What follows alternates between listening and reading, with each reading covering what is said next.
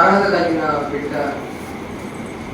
ఈ అర్హత నేను పొందుకున్నాను అంటే అసలు అది కేవలం దేవుడు ఇచ్చిన అర్హత, అలాగే ఇక్కడ నా నిలబెట్టి పాస్టర్ గారు ఇచ్చిన వాళ్ళ దగ్గర నేను అర్హతని పొందుకోగలిగాను. చూడండి, మీరు చర్చికి వచ్చేంత వయసు కూడా నాకు లేదు, మీరు చర్చికి వచ్చిన అన్ని సంవత్సరాల వయసు కూడా నాకు లేదు. అయినప్పటికీ దేవుడు నాకు ఇచ్చాడు అవకాశాన్ని. నాకు ఈ ప్రపంచంలో ఎప్పుడు కూడా ఎక్కువ ఆనందం కలగదు, కానీ దేవుడు మాటలు చెప్పినప్పుడు మాత్రమే ఆనందం చాలా ఎక్కువగా ఉంటుంది. అండ్ నేను ఇప్పుడు ఏం మాట్లాడమంటారో చెప్పండి. ఈ ప్రశ్న నేను ఎందుకు అడిగానో మీరు ఇంకో 1 నిమిషంలో తెలుసుకుంటారు. ఏం మాట్లాడమంటారు? ఇక్కడికి ఎందుకు వచ్చి నిలబడ్డావు అదే మాట్లాడంటారు. నేను ఇక్కడికి వచ్చి నిలబడ్డాను, నేను మాట్లాడలేని పక్షంలో దేవుడే మాట్లాడిస్తాడు. కానీ మీరు ఎందుకు వచ్చారనే క్లారిటీ మీకు ఉండాలి. ఎందుకు ఈరోజు రావాలనే క్లారిటీ కూడా మీకు ఉండాలి. అది ఉన్న తర్వాతే అప్పుడు మీరు వాక్యాన్ని వినగలరు. ఇవాళ క్రిస్మస్ ఈవ్. చూడండి, నేను ఫస్ట్ నుంచి చెప్పేది కూడా ఏంటంటే అసలు ఒక పదము, ఆ పదం యొక్క టెర్మినాలజీ వీటిని తెలుసుకోండి ఫస్ట్. ఆ తర్వాత ఆటోమేటిక్గా మీకు అర్థం అయిపోతుంది వాక్యం అనేది. క్రిస్మస్ ఈవ్ ఆరాధన ఇవాళ, కాబట్టి అందరికీ క్రిస్మస్ ఈవ్ శుభాకాంక్షలు చెప్తున్నాను. అండ్ క్రిస్మస్ ఈవ్ అంటే మామూలుగా ఒక డే లేదా ఒక ఈవినింగ్. క్రిస్మస్కి ముందు రోజు ఒక ఈవినింగే క్రిస్మస్ ఈవ్. మనము వాక్యంలోనికి వెళ్ళే ముందు నేను మిమ్మల్ని తయారు చేస్తాను, వాక్యాన్ని మీరు ఎలా వినాలో ఎలా వింటారో లేదు. ఇదంతా కూడా నేను పాస్టర్ గారి దగ్గర నేర్చుకుంటే, పాస్టర్ గారు నేను ఎక్కువ పాస్టర్ గారి వాక్యాలే వింటాను, ఇంకెవరి బయట వాళ్ళవి కూడా వింటాను. అవే రాసుకుంటాను, వాటిని ఇంటికి వెళ్ళి మళ్ళీ చూస్తాను, వాటిని అనాలిసిస్ చేయడం అట్లా చేస్తాను. ఏం మాట్లాడాలనుకున్నాడు దేవుడు, అప్పుడు నాకు దేవుడు నేర్పిస్తాడు. ఇందాక సార్ అన్నారు, లోక జ్ఞానం వేరు, దైవికమైన జ్ఞానం వేరు. అవును, లోక జ్ఞానం అంతా ఎలా ఉంటుందంటే క్వశ్చన్ చేస్తూ ఉంటుంది, ఇది ఎందుకు అలా, ఇది ఎందుకు అలా.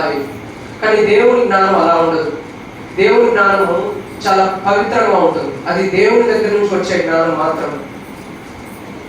వాక్యంలోకి వెళ్ళే ముందు ప్రార్థన చేసుకుందాం. అందరూ కన్ను మూసుకోండి. మహోన్నతుడవు, మహాగరుడవు, సర్వాధికారికి, సర్వాంతర్యామి, నిన్న నేడు నిరంతరం ఏకరీతిగా ఉన్న దేవుడు, ఇదిగో నా తండ్రి ఈ దీనుడును తండ్రి ఇక్కడ నిలవబెట్టావు ప్రభువా. ఇది కేవలం నువ్వు ఇచ్చిన యోగ్యత మాత్రమే ప్రభువా. నేను ఎన్నో వాళ్ళు ప్రార్థించిన నా ప్రార్థనకి జవాబు ఇచ్చావయ్యా. ఇదిగో నా తండ్రి, ఇప్పుడు నేను ప్రార్థించబోతుండగా తండ్రి నువ్వు నాకు జవాబు ఇస్తావు నేను నమ్ముతున్నాను ప్రభు. ఇదిగో తండ్రి, నేను కాదు కానీ తండ్రి నువ్వే మాట్లాడాలి. ఇదిగో నా తండ్రి, వారి హృదయాలను పరిశీలించే దేవుడు అయ్యాను. వారి హృదయంలో ఏముందో తండ్రి, వారి హృదయంలో దేనికి చోటించున్నారు ప్రభా నీకు బాగుగా తెలుసు తండ్రి. ఇదిగో నా తండ్రి, వారితో బహుసూటిగా మాట్లాడిన తండ్రి. ఇదిగో నాయన ఈ దీనుడి ప్రార్థన ఆలకించిన తండ్రి. ఇదిగో నా తండ్రి, పాస్టర్ గారు పడుతున్న ప్రయాస ఎంతో విలువైన ప్రభా. ఆ ప్రయాస తండ్రి వ్యర్థం కాకుండా నా ప్రభా పరిచర్య సువార్త అనేది ముఖ్యం ప్రభా. ఇవి లేకుండా తండ్రి మేము ఎన్ని పండుగలు చేసినా ఏం చేసినా కూడా అది ఎందుకు తండ్రి, మా స్థితి మా గతి ఏ విధంగా ఉందో నీకు తెలుస్తాను. ఇదిగో నా తండ్రి, సమాధికి సున్నం కొట్టినట్టున్నారు. ఇదిగో నా ప్రభా, అటువంటి హృదయాలు మాకొద్దు, అటువంటి జీవితాలు మాకొద్దు.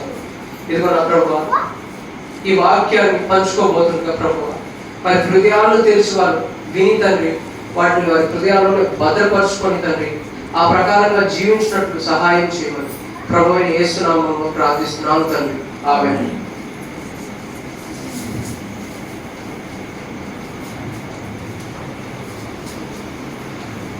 ఓకే అండి, ఇవాళ నేను మాట్లాడబోయే వాక్యము ఫిలిప్పీయులకు రాసిన పత్రిక 2వ అధ్యాయం 5 నుంచి 11 వచనాలు. ఫిలిప్పీయులకు రాసిన పత్రిక 2వ అధ్యాయం 5 నుంచి 11 వచనాలు చదువుకుందాం. నేను చదువుతాను, వినండి. క్రీస్తు యేసునకు కలిగిన ఈ మనస్సు మీలో కలిగి ఉండుడి. ఆయన దేవుని స్వరూపమును కలిగిన వాడై ఉండి దేవునితో సమానంగా ఉండుట విడిచిపెట్టకూడని భాగ్యమని ఎంచుకొనలేదు కానీ మనుష్యుల పోలికగా పుట్టి దాసుని స్వరూపమును ధరించుకొని తనను తానే రిక్తునిగా చేసుకున్నాడు. మరియు ఆయన ఆకారమందు మనుష్యుడిగా కనబడి మరణం పొందినంతగా, ఆయన శిలువ మరణం పొందినంతగా విధేయత చూపిన వాడై తనను తాను తగ్గించుకోండి. అందుచేతను పరలోకమందున వారిలో గాని, భూమి మీద ఉన్న వారిలో గాని, భూమి క్రింద ఉన్న వారిలో గాని ప్రతి వారి మోకాలను యేసు నామమున రంగునట్లు ప్రతి వారి నాలుగయు తండ్రి అయిన దేవుని మహిమార్థమై యేసుక్రీస్తు ప్రభువని ఒప్పుకున్నట్లు దేవుడు ఆయనను అధికంగా హెచ్చించి ప్రతి నామమునకు పై నామమును ఆయనకు అనుగ్రహింపబడెను. దేవుడి వాక్యాన్ని దీవించుకున్నాక ఆమేన్. వాక్యాన్ని గుర్తుపెట్టుకున్నది. నేను మెసేజ్లోకి వెళ్ళడానికి ముందు నేను ఇప్పుడు మెసేజ్ ఇస్తున్నాను అని మీరు అనుకుంటున్నారు. మెసేజ్ ఇచ్చేంత నాకు ఇంకా అంత లేదు అనేది నా అభిప్రాయం. ఇది ఎలా ఉండాలంటే ఒక క్వశ్చన్ అండ్ ఆన్సర్. నేను మీతో ఇంటరాక్ట్ అవుతాను, మీరు నాకు ఇంటరాక్ట్ అవ్వాలి. ఇలాగా వెళ్తూ ఉంటే వాక్యం అనేది, మెసేజ్ అనేది మీ దగ్గర నుంచే వస్తుంది. అలాగా నేను వాక్యాన్ని ఇప్పుడు చెప్తాను. చూడండి,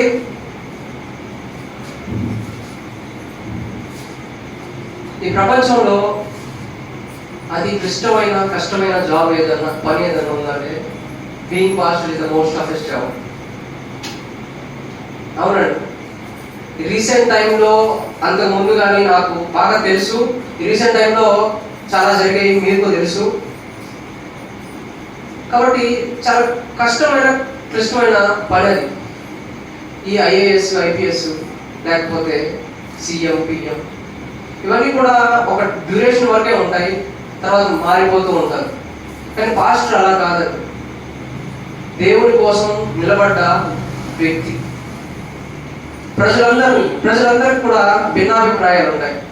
వాళ్ళందరినీ కూడా ఒక తాటి మీద నడిపించగలగాలి ఓపికగా. For that I am appreciating our pastor sir. అది చాలా తక్కువ మంది చేస్తారండి. ఇంకోటి ఏంటంటే, మన పాస్టర్ సార్లో ఉండే స్పెషాలిటీ మీకు అందరికీ తెలుసో తెలియదు, నేను చెప్తాను వినండి. పాస్టర్ సారు ఇప్పుడు చూస్తే మీరు అందరూ కూడా ఎలా చెప్తారంటే వాక్యము దానికి తగ్గట్టు, అంటే షుగర్ స్పూన్ ఓట్స్ అంటారు, చక్కెర పూసి మాటలు మాట్లాడతారు. అలాంటి మాటలు మాట్లాడితే అతను నిజమైన దైవ సేవకుడు కాదు. ఈ రోజుల్లో సేవకులందరూ అలాగే ఉన్నారండి. అది మీరు ఆలోచించుకోవాలి. మీకు అనుకూలంగా మాట్లాడితే అది ఎంతవరకు సమంజసమో మీరే ఆలోచించుకోండి. సమయాన్ని బట్టి, సందర్భాన్ని బట్టి కాదు. ఎప్పుడైనా సరే దేవుని మహిమపరచాలి, కనపరచాలి. దేవుని వాక్యం ఏముందో అదే చెప్పాలి.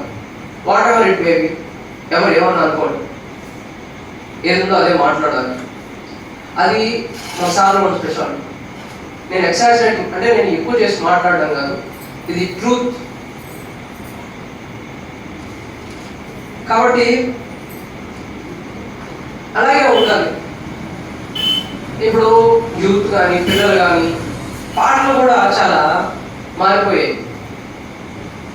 పాటలు కూడా మన అక్క ఒక అది మెడ్లీ పాడుతూ మధ్యలో పాడింది. ఆ పాట ఎంతమందికి తెలుసో నాకు తెలియదు, కానీ పాడుంది. నువ్వు పోయే దారిలో యెరూషలేము గుడి కాడ, నువ్వు పోయే దారిలో యెరూషలేము గుడి కాడ, అచ్చం మల్లె పూల తోటో యేసయ్యా, అచ్చం మల్లె పూల తోటో యేసయ్యా. చూడండి, ఇలాంటి పాటలన్నీ కూడా కొద్ది టైం వరకే. అంటే ఇలాంటి సెలబ్రేషన్ మూమెంట్లో అవేమి తక్కువ పాటలు లేకపోతే కాదు. ఇప్పుడు ఆ పాటలో మీరు ఫస్ట్ టైం చూసినట్లయితే, నువ్వు పోయే దారిలో యెరూషలేము గుడి కాడ, అవి మామూలుగా సామాన్యంగా ఉన్నప్పుడు పాడుకోవడానికి మనకి అంత బాగుండదు. బాగా మ్యూజిక్ సిస్టమ్ పెట్టి అప్పుడు పాడితే అప్పుడు బాగుంటాయి.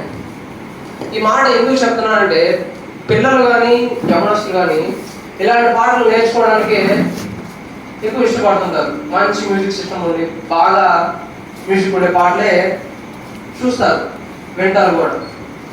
అంటే ఆ పాటలు తక్కువ అని కాదు, సెలబ్రేషన్ మూమెంట్లో అలాంటి పాటలే ఉండాలి. బట్ అలాగే కొన్ని పాటలు ఉంటాయి, అంటే ఇప్పుడు దేవుని ప్రేమ ఇదిగో అనే పాటలో మానవుల రక్షింపను దేవుండు తన కుమారుని పంపెను, మన శరీరము దాచెను, ఆ ప్రభువు మన పాపముకు దూరుడే, ఆ ప్రభువు మన పాపముకు దూరుడే. చూడండి, దేవుడు తన ప్రేమను చూపించడానికి తన కుమారుడే పంపించాడు. ఇలాంటి పాటలు జనరల్గా మామూలుగా మనం నడిచి వెళ్ళుకుంటూ పాడుతున్నా కానీ అలాంటి పాటలు అసలు మ్యూజికే ఉండదు. పాత పాట, చాలా పాత పాట, కానీ దాంట్లో మీనింగ్ కానీ దాంట్లో ఉండే పవర్ కానీ చాలా బాగుంటుంది. చూడండి, మనుషులు ఇప్పుడు మీకు క్రిస్మస్ అంటే మీ దగ్గర నుంచి ఏవేవో ఆన్సర్లు రావచ్చు. మనుషులుగా మనము ఫైనైట్ వాళ్ళం. అలాంటి ఫైనైట్ అంటే చాలా అల్పమైన స్వల్పమైన వాళ్ళ కోసం అనంతుడైన దేవుడు తన కుమారుడిని పంపించాడంట. అంటే లోకానికి ఇంతకంటే పెద్ద గిఫ్ట్ ఏముంటుంది? ఇంతకంటే పెద్ద గిఫ్ట్ ఎవరికి ఇచ్చుకోగలరు? చూడండి, నెక్స్ట్ ఇయర్లో నేను యవనస్తులకి చెప్పే నాకు చేయాల్సిన కేవలం ఏంటంటే, మీరు ఎలాంటి విలువైన బహుమతులు ఎవరికి ఇవ్వలేరు. మీరు ఇవ్వగలిగిన విలువైన బహుమతి ఏంటంటే యేసుని పరిచయం చేయడం. యేసుని వాళ్ళకి పరిచయం చేయడమే అది పెద్ద గిఫ్ట్. ఈ క్రిస్మస్ ఈవ్లో కూడా దేవుడు మనకి క్రీస్తుని ఇచ్చాడు. క్రీస్తుని మనకి బహుమతిగా ఇచ్చాడు. కేవలం మన కోసం, మన పాపాల కోసం వచ్చి చనిపోయి ప్రాణం పెట్టి వెళ్ళిపోవడానికి పెట్టాడు, వెళ్ళిపోయాడు. మనం ఏం చేస్తున్నాం? మనం ఇంకా సిలువ వేస్తూనే ఉన్నాం. క్రీస్తు పుట్టాడు అని చెప్పి అందరూ అరుస్తూ ఉంటారు, చేస్తూ ఉంటారు. నిజంగా క్రీస్తు ఎక్కడ పుట్టాడు? ఎక్కడ పుట్టాడు అంటే నేను మాట్లాడేది అది స్పిరిచువాలిటీ గురించి మాట్లాడుతున్నాను. ఎక్కడ పుట్టాడంటే పర్టికులర్ ప్లేస్ గురించి మాట్లాడలేదు. ఎక్కడ పుట్టాడంటే మీ హృదయంలో పుట్టాడా? పుట్టకపోతే మీరు ఇన్ని క్రిస్మస్లు చేసుకున్నా కూడా వేస్ట్. క్రీస్తు పశువుల పాకలో పుట్టాడు. దాన్ని బట్టి మీరు ఏం అర్థం చేసుకుంటున్నారు? అక్కడ ఆయనకి ఎక్కడ స్థలం లేకపోగా ఆ పశువుల పాకలో పుట్టాడు. దాన్ని బట్టి మీరు అర్థం చేసుకోవాల్సింది ఏంటంటే, బహుశా మన శరీరం అనేది దేవుని ఆలయం అని ఉన్నది అని దేవుడు చెప్తున్నాడు. అలాంటి శరీరాన్ని మనము పాడు చేసుకొని ఉండుండొచ్చు. అయినప్పటికీ నీ శరీరంలో లేకపోతే నీ హృదయంలో నువ్వు వేడుకో చోటు ఇచ్చుండొచ్చు. అయినప్పటికీ నీకు ఎక్కడ స్థలం లేకపోయినప్పటికీ కూడా నీ హృదయంలోకి రావడానికి ఆయన సిద్ధంగా ఉన్నాడు. నీ హృదయంలో పుట్టడానికి సిద్ధంగా ఉన్నాడు. ఎంతమంది ఆయన్ని ఆహ్వానించాలని అనుకుంటారు? చెప్పండి. అంత అనంతుడైన దేవుడు అల్పమైన మనుషుల కోసం దిగి వచ్చాడు. ఇంకా అసలు ఎంతమంది నిజాన్ని నమ్మడానికి రెడీగా ఉన్నారు? మీరు మెసేజ్ అనేది మీతోనే రప్పిస్తాను అన్నాను. చూడండి, ఈ వారం అంటే లాస్ట్ సండేకి ముందర నుంచి పాస్టర్ గారు మనకి ప్రవచనాలు ఒక్కొక్కటిగా చెప్తూ ఉన్నారు. మీరు వాటిని అన్నింటినీ నమ్మారు కదా? నమ్మారా లేదా? నమ్మినప్పుడు దేవుడు లోకానికి వస్తాడు అనేది నమ్మారు. నమ్మినప్పుడు తర్వాత రాకడలో కూడా ఎలా ఉంటుందో, ఎలా ఉండాలో కూడా నమ్మాలి కదా.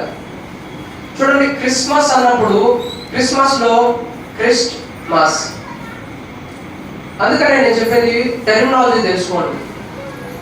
ఇప్పుడు అది ఇంగ్లీష్ వర్డ్ క్రిస్మస్ అనేది. దాన్ని తెలుగులో మీరు మార్చుకుంటే పాస్టర్ గారు చెప్పినట్టు క్రీస్తు పూజ అవ్వదు. అలాగే ఇంకా తెలుగులో మార్చుకుంటే మీరు మామూలుగా తెచ్చుకున్నట్టు క్రీస్తు ఆరాధన మహోత్సవం ప్యూర్ తెలుగులోకి మార్చుకుంటే అఫీషియల్గా ఉంటుంది. లేదు మీరు అనుకున్నట్టు జయంతులు అంటారు కదా. చూడండి, మన దేవుడు చాలా యూనిక్, అంటే ఆయన ప్రత్యేకమైన దేవుడు. దేవుడు అనే మాట కూడా సంబోధించడానికి నేను చెప్పండి, ఎందుకంటే వేరే ఒకరు ఉంటే కదా మన దేవుడే ప్రత్యేకమైన దేవుడు అని చెప్పడానికి. మన దేవుడే ఉన్నాడు అంతే. ఈజ్ ద ఓన్లీ వన్, ఇంకెవరు లేదు. అలాంటప్పుడు ఆయన్ని గణపరిచే వాళ్ళం మనము, ఆయన మహిమపరిచే వాళ్ళం మనము. ఎలా మహిమపరచాలి, ఎలా ఆరాధించాలి? అందరూ డ్రమ్ములు అన్ని పెట్టుకొని అంతా తిరగతారు చేస్తారు. మనకి వాళ్ళకి స్పెషాలిటీ ఏంటి? మనకి వాళ్ళకి తేడా ఏంటి? క్రిస్మస్ లో మాస్ అంటే దేవుణ్ణి ఆరాధించడం. చూడండి, ఇప్పుడుండే సేవకులు అంతా కూడా భక్తుల్ని తయారు చేస్తున్నారు. భక్తుల్ని అంటే చందాలు ఇవ్వడం, లేకపోతే అది కట్టించడం, ఇలాంటివి తయారు చేస్తున్నారు. అది చాలా తప్పు. తయారు చేయాల్సింది విశ్వాసం తయారు చేయాలి. మరణమైన, కరువైన, బాధైన, కష్టమైన క్రీస్తు కొరకు నిలబడే వాళ్ళని తయారు చేయాలి. అలాంటి సేవకులు కావాలి. నేను వరకు అదే అనుకుంటాను, విశ్వాసులను తయారు చేయాలి. అదే పాస్టర్ కోరుకునేది కూడా. విశ్వాసిగా ఉంది, వేషధారిగా కాదు. విశ్వాసికి ఉండాల్సిన లక్షణాలు ఏంటో తెలుసుకోవాలి మనం. విశ్వాసిగా ఉన్నప్పుడే ఆ క్రిస్మస్ ఉండే అర్థం అనేది మనకు పూర్తిగా అర్థమవుతుంది. అసలు క్రిస్టియానిటీ అంటే ఏంటంటే పాటలు పాడటం, డ్యాన్స్ చేయడం, డ్రమ్ కొట్టడం, లేకపోతే అలాగే వాకింగ్ చెప్పడం కాదు. ఇదంతా క్రిస్టియానిటీ కాదండి. క్రిస్టియానిటీ అంటే క్రీస్తు కమిట్ అయి ఉండడం. మీరు క్రీస్తు కమిట్ అయినప్పుడు మీరు ఇంక దేనికి కమిట్ కాదు. క్రీస్తుకి కమిట్ అయితే దేవుని వాక్యం మీరు నిలిచి ఉంటుంది. అప్పుడు ఆటోమేటిక్గా దేవుని పనులన్నీ కూడా జరిగిపోతాయి. క్రీస్తుకి కమిట్ అవ్వండి, లోకానికి కాదు, లేకపోతే ఇంకో దానికి కాదు. చూడండి, మీకైతే ఎలా ఉందో అది. మొన్న ఒక్కరోజు నా జీవితంలో పాస్టర్ గారికి ఒక్కసారి మాట ఇచ్చిన తప్పారు. 5:30 వస్తానని చెప్పి రాలేకపోయాను. నాకు చాలా సిగ్గుగా అనిపించింది. ఇక్కడికి వచ్చాక సార్ నేను సారీ చెప్తా ఉన్నాను. 3 సార్లు సారీ చెప్పాను. ఫస్ట్ సార్ చెప్పినప్పుడు సార్ ఎందుకు చెప్తున్నావు కూడా తెలియదు అన్నట్టుగా, కానీ నాకు ఆ గిల్ట్ ఉందండి. దేవుడు అంటాడు, నేను పాస్టర్ గారు చెప్పినట్టు, లోకంకి దేవుడు వెలుగు. ఆ వెలుగులోనికి రావడానికి ప్రజలు కానీ వాళ్ళ పీడు చెడ్డమైనందున వాళ్ళు రావడానికి ఇష్టపడలేదు. నేను కూడా నిన్న అంటే మొన్న యూత్ క్రిస్మస్ రోజు గిల్ట్గా ఫీల్ అయ్యాను. అప్పుడు నన్ను బలపరిచింది ఆ వాక్యం. నువ్వు అలా గిల్ట్గా ఫీల్ అయ్యి అక్కడికి రాలేకపోతే అప్పుడు నువ్వు వాక్యం ఏం నేర్చుకున్నావు, ఏం అర్థం చేసుకున్నావు? నేను వెళ్ళి సారీ చెప్పాను సార్. అట్లాగా దేవుని పనిలో మాట ఇచ్చి లేకపోతే దేవుని పని చేయలేనప్పుడు నేను గిల్ట్గానే ఫీల్ అవుతాను. మీరు ఎలా ఫీల్ అవుతారో నాకు తెలియదు. కాబట్టి దేవుడు ఎంతో ప్రేమ కలిగిన వాడు. ఆయన మనుష్యుడుగా వచ్చాడు. చూడండి, క్రిస్మస్ అంటే మీకు తెలిసిన, మీరు ఇన్ని సంవత్సరాలు తెలుసుకున్నవి ఏమిటో నాకు రెస్పాన్స్ ఇవ్వండి. క్రిస్మస్ అంటే ఏంటి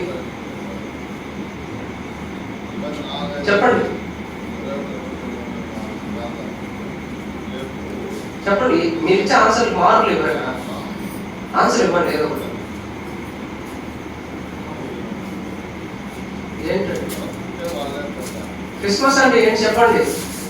రేపు క్రిస్మస్ చేసుకుంటారు కదా, ఎవరొకరు అన్నిళ్ళు అడుగుతారు కదా క్రిస్మస్ అంటే ఏంటి అని. వాళ్ళకి ఏం చెప్తారు సమాధానం?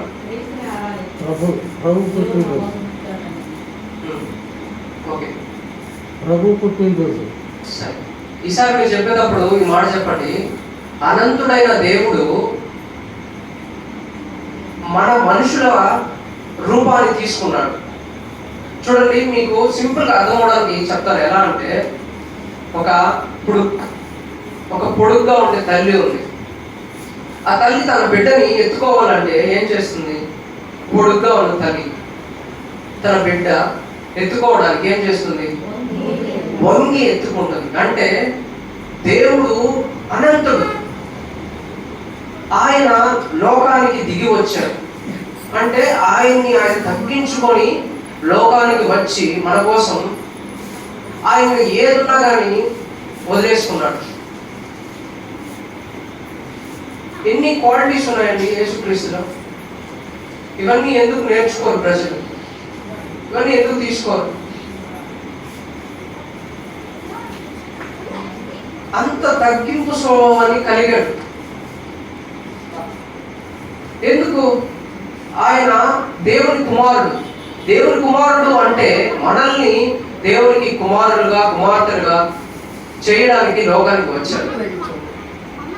మనం ఎలా ఉన్నాం? క్రిస్మస్ అంటే తెలుసుకోగలుగుతున్నామా? క్రిస్మస్ అంటే ఏంటో, ఆ పదంకు ఉన్న అర్థం ఏంటో తెలుసుకోగలుగుతున్నామా? ఆరాధించకుండా అది క్రిస్మస్ ఎలా అవుతుంది? కాబట్టి పదానికి అర్థాలు తెలుసుకోండి. చర్చిలోకి వస్తున్నాము, చర్చ్ ఆవరణంలో ఎలా ఉండాలి, దానికి ఉన్న ప్రాముఖ్యత ఏంటి, ఇలాంటి విషయాలు తెలుసుకోవాలి. మానవుల స్వరూపాన్ని తీసుకున్నాడు దేవుడు. అందుకే యోహాను సువార్తలో అంటాడు దేవుడు, యోహాను సువార్త 1:14 ఆ వాక్యము శరీరధారి అయి కృపా సత్య సంపూర్ణుడిగా మన మధ్య నివసించను. తండ్రి వలన కలిగిన అద్వితీయ కుమారుని మహిమ వలె మనము ఆయన మహిమను కనుగొంటిమి. చూడండి, ఇక్కడ ఆయన శరీరధారిగా వచ్చాడు. మనుషులు నమ్మరు. ఈవెన్ మేరీ పరిశుద్ధంగా గర్భం ధరించింది అనేది ఎంతో మంది నమ్మడానికి ఈరోజు దగ్గర లేదు. చూడండి, నేను మిమ్మల్ని అందరూ ఒక ప్రశ్న అడుగుతాను, ఎందుకంటే నేను ఇలాగే ఆలోచించుకుంటాను. ఎలా అంటే, మీరు నేను ఇప్పుడు మనం నిజంగా ఇప్పుడు మన తల్లిదండ్రులు ఉన్నారు కదా, వీళ్ళే మన తల్లిదండ్రులు ఎలా అయ్యారు? వాట్ ద ప్రూఫ్ ఏంటి? పోలికలు అనేది తీసేసి చెప్పండి. పోలికలో ఉన్నారు కాబట్టి వీళ్ళు మా తల్లిదండ్రులు అని మీరు చెప్పగలుగుతున్నారు. అది తీసేసి వీళ్ళు మా తల్లిదండ్రులు అని ఎలా చెప్పగలరు? బిహేవియర్. చూడండి, నేను మీకు ఒకటి చెప్తాను. ఒక ఊరిలో పరిస్థితులు బాగలేని పక్షంలో ఆ తల్లి అక్కడ కన్నా బిడ్డని వేరే వాళ్ళకి ఇచ్చింది, అంటే వాళ్ళ బంధువులకి ఇచ్చింది. ఇప్పుడు వాళ్ళ సంరక్షణలో పెరిగిన ఆ బిడ్డకి తల్లిదండ్రులు ఎవరు? ఎవరి దగ్గర పెరిగిందో వాళ్ళే తల్లిదండ్రులు అవుతారు. కాబట్టి లోకం ఎలా ఉందంటే అలాగే ఉంది. అంటే ఇలాగే పుడతారు కదా జనాలందరూ, అలాగే అని అనుకుంటారు. కానీ అక్కడ ఉన్నంత మాత్రాన తల్లి మారిపోదు కదా. ఆ బిడ్డని తర్వాత తీసుకొచ్చి ఇదిగో మన ఈ తల్లి అంటే తల్లి. అందుకే యేసుక్రీస్తు కూడా చివరిలో అంటాడు, అదిగో నీ తల్లి నీ కోసం అక్కడ ఏడుస్తూ ఉంది అంటే, ఎవరు నా తల్లి, ఎవరు నా సహోదరి? అంటే దేవుడి చిత్తాన్ని నెరవేర్చే వాళ్ళే తల్లి తండ్రి. నెరవేర్చలేనప్పుడు తల్లి తండ్రి కాదు. కాబట్టి లోకంలో ఇలాగ ఉంటుంది. లోకం అంతా ఎప్పుడు క్వశ్చన్ చేస్తూ ఉంటుంది, దీనిలో ఎందుకు ఇలా ఎందుకు అని. ఎందుకంటే వాళ్ళు ఉండే జ్ఞానం అంతే. కాబట్టి మీకెంత జ్ఞానం ఉంది? మీరు ఎంత వాక్యం చదువుతున్నారు? ఎంత మీరు దేవుని నేర్చుకుంటున్నారు?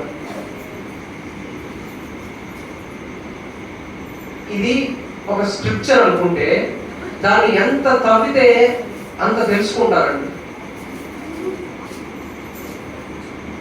నేను నా గురించి చెప్పుకోవడం కాదు, నేను బాప్తిజం తీసుకున్న తర్వాత 2015లో బాప్తిజం తీసుకున్నాను.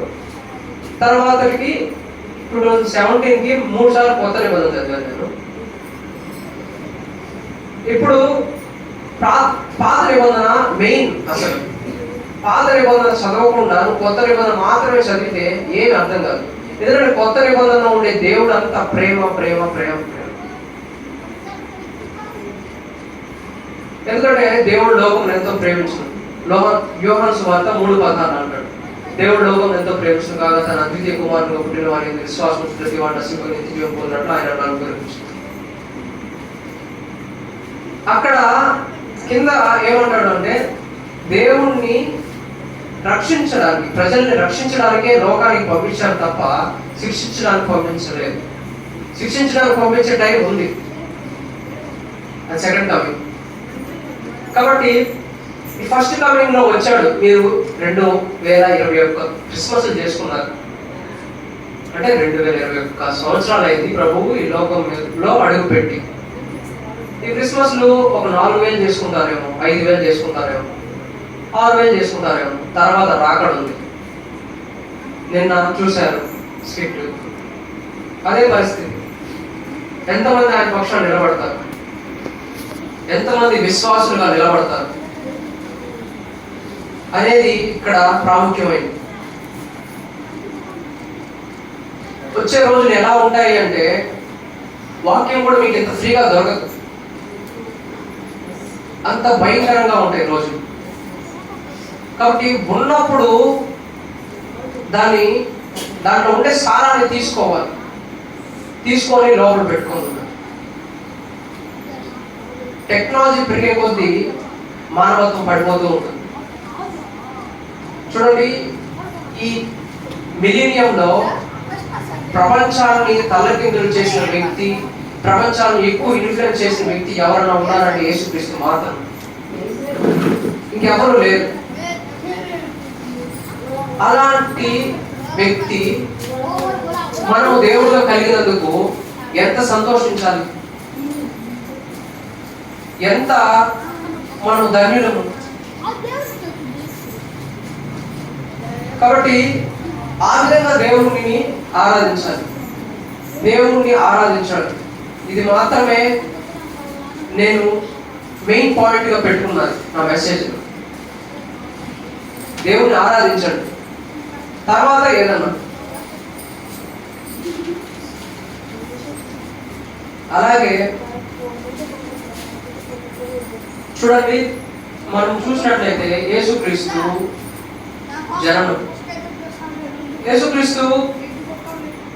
జననంలో అంటే ఆయన ముందు వంశావళిలో చూస్తే వీళ్ళు తామరు, రూతు, రాహాబు, డేవిడ్, సొలొమోన్, వీళ్ళందరూ కూడా ఆయనకి ముందు వాళ్ళు. వీళ్ళందరూ గొప్ప గొప్ప వాళ్ళే, కానీ వాళ్ళలో ఎంతో కొంత పాపం ఉంది. దావీదు ఏం చేశాడు మనకు అందరికి తెలిసింది. సొలొమోన్ ఏం చేశాడు అంటే వాళ్ళు మనుషులే, కేవలం మనుషులే. అందరు మనుషుల్లో ఉండే క్వాలిటీస్ వాళ్ళలో ఉన్నాయి. వాళ్ళు ఎంతో కొంత పాపము కొట్టుమిట్టలాడింది. ఇప్పుడు నీ స్థితి, నీ గతి ఏమైనా కూడా, నువ్వు ఎంత ఇంప్యూరిటీగా ఉన్నా కూడా దేవుడు నీలోకి రావడానికి ఇష్టపడుతున్నాడు. ఇప్పుడు వాళ్ళు అలాంటి తప్పులు చేసినప్పటికీ కూడా వాళ్ళ వంశంలో దేవుడు పుట్టాడు. పుట్టినప్పుడు యేసుక్రీస్తుని బట్టి వీళ్ళందరూ వాళ్ళకున్న ఇంప్యూరిటీస్ పోగొట్టుకొని ప్యూర్ అయిపోయారు. వీళ్ళందరినీ ప్యూర్ చేశాడు దేవుడు. లోకంలో ఉండే పాపాన్ని తీసేయడానికి వచ్చాడు. నేను ఒక అన్యుడిగా నేను మాట్లాడేటప్పుడు మీకు ఈ మాట తెలుసో తెలీదో, దుష్ట శిక్షణ శిష్ట రక్షణ అనే ఒక మాట ఉంది. ఆ మాటకి అర్థం ఏంటంటే దేవుడు ఎప్పుడు కూడా దుష్టుని శిక్షించడానికి, మంచి వాళ్ళని రక్షించడానికి వస్తాడు అని. అది భాగవతం వీటిలలో ఉంటుంది. చూడండి, దుష్టుని శిక్షించుకుంటూ పోతూ ఉంటే ఇంక ఎవరు మిగులుతారు? దుష్టుని శిక్షించడం కాదు, దుష్టుడిలో ఉన్న దుష్టత్వాన్ని తీసేయడానికి దేవుడు వచ్చాడు. దుష్టుడిని శిక్షిస్తే, దుష్టుడు అంటే ఎవరు? మనమే, మనుషులు, మనమే దుష్టుడు. మనం ఇక్కడ నిలబడే యోగ్యత మనకుందా? అసలు ఈ మందిరంలోకి వచ్చే యోగ్యత ఉందా? లేదు. ఆ యోగ్యత మనకి కలుగు చేయడానికి దేవుడు మానవ రూపిగా వచ్చాడు. ఆయన చూడండి, మిగతా వాళ్ళందరూ చూస్తే వాళ్ళందరూ జస్ట్ మాటలు మాత్రమే చెప్తారు, కానీ యేసుక్రీస్తు మాత్రమే దాన్ని ఈ విధంగా జీవించాలని చేసి చూపించాడు. చూపించి మాదిరిగా ఉండి లోకాన్ని ఇన్ఫ్లుయెన్స్ చేసి వెళ్ళిపోయాడు. చూడండి, అందరూ కూడా ఇప్పుడు యేసు క్రీస్తు, యేసు, ఇప్పుడు మనకు పుట్టేది యేసు మాత్రమే. కానీ క్రీస్తు, క్రిస్మస్ లో క్రైస్ట్ అని ఉంది. ఆ క్రైస్ట్ అనేది ఏంటి? ఆయన ఎప్పుడైతే శిలువను మోసి పునరుద్ధరణ అయ్యాడో అప్పుడు పరిపూర్ణంగా క్రీస్తు అన్నమాట. ఇప్పుడు మీరు యేసు కోసమే క్రిస్మస్ టైంలో బాగా చర్చకు వస్తున్నారు, అంతా చేస్తున్నారు, అంతా ఉంది. కానీ క్రీస్తు కలిగిన మనసు మీరు కలిగి ఉండండి మొదలు చెప్పాడు కదా. ఇప్పుడు క్రీస్తు లేకుండా యేసును మాత్రమే మీరు పట్టుకో ఉంటే అది ఎంతవరకు? యేసు అంటే ఇప్పుడు ఈ క్రిస్మస్ టైంలో యేసు యేసు ఈ పదమే మీకు ఎక్కువ ఉంటుంది.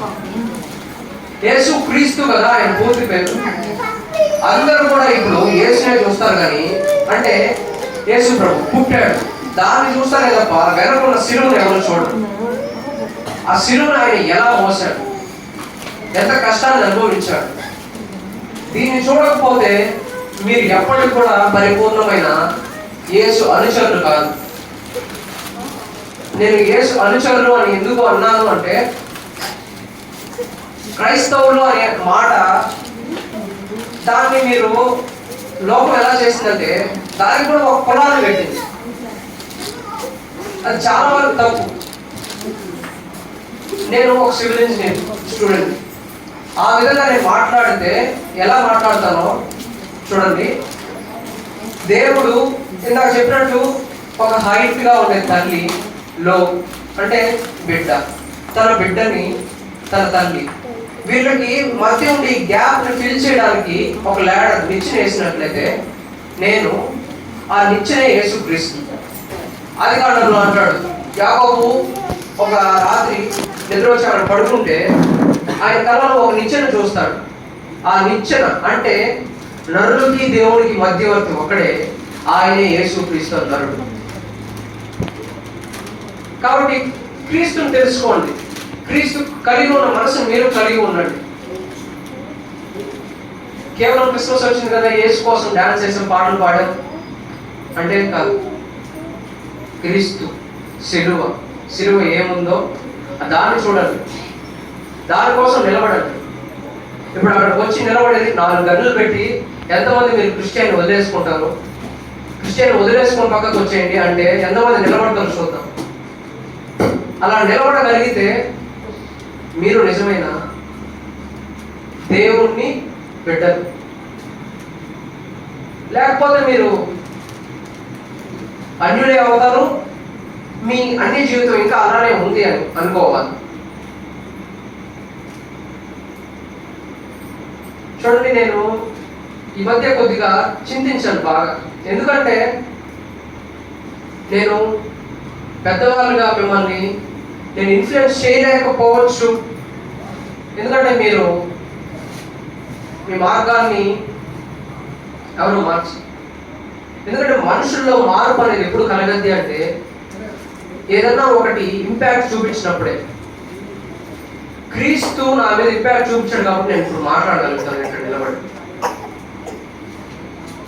మీ మీద ఇంపాక్ట్ ఎప్పుడైతే చూపిస్తాడో అప్పుడే ఆ ఇంపాక్ట్ మీద చూపించడానికి మీ మనస్సాక్షి మిమ్మల్ని ప్రశ్నిస్తున్నప్పుడు అప్పుడు మీకు అర్థమవుతుంది.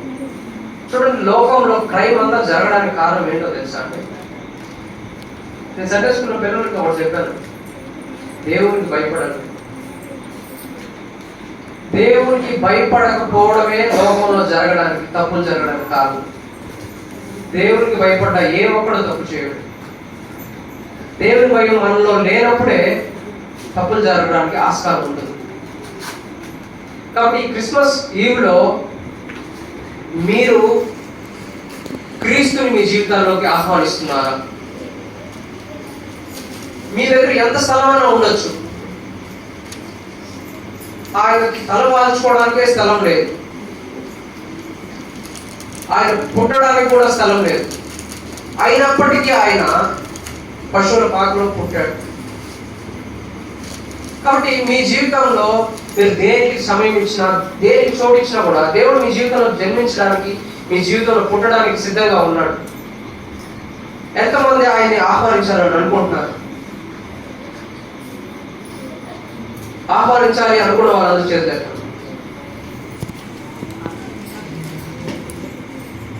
కాబట్టి దేవుడు ప్రేమై ఉన్నాడు.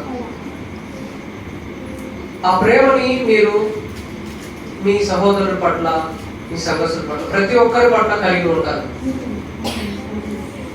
అలాగే మీరు క్రీస్తుని కలిగి ఉంటారు. క్రీస్తు కలిగి ఉన్న మనసుని మీరు కలిగి ఉండాలి ఎప్పుడు.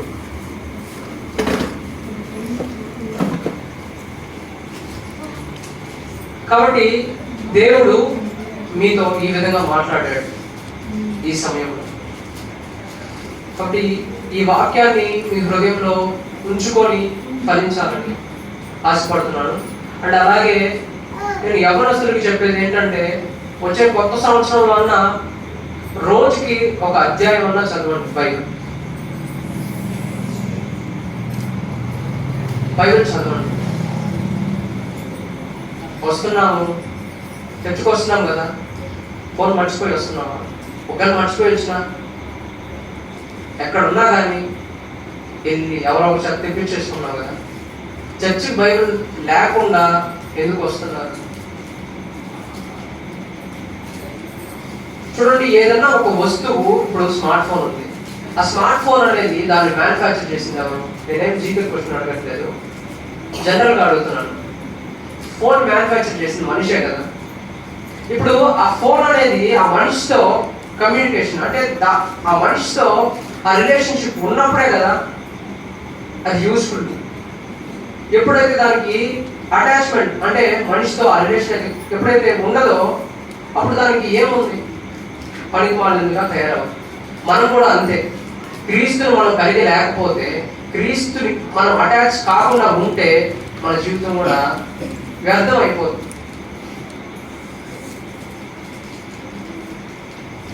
కాబట్టి